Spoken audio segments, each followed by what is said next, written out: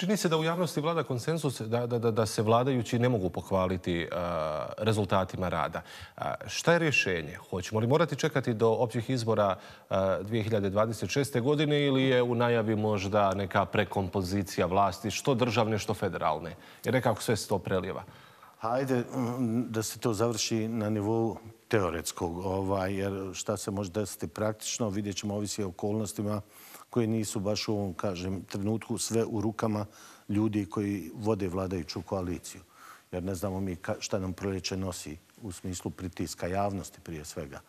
Ali ja mislim da će teško do toga doći, iskreno da vam kažem. I državni, i federalni, pa evo i kanton Sarajevo nekako je u tom paketu. Mislim da će teško do toga doći. To je moje mišljenje.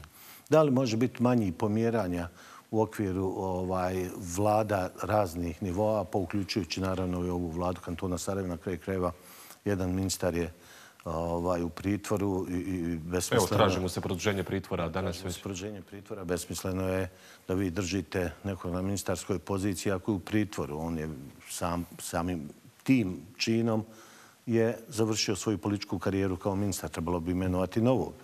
U vladi kantona Sarajevo postoji pritisak, se još neki ministri mijenjaju.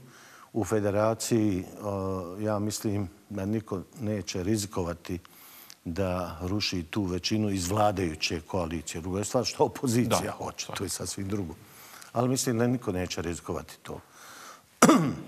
Naravno, u federaciji ključevi i ove vlade i budući vlada, kad gledate ono što je Schmidt uradio svojim amandmanima, su u rukama Dragana Čovića iz HDZ-a. Bez slabljenja HDZ-a ti ključevi će ostati u njegovim rukama i u buduće.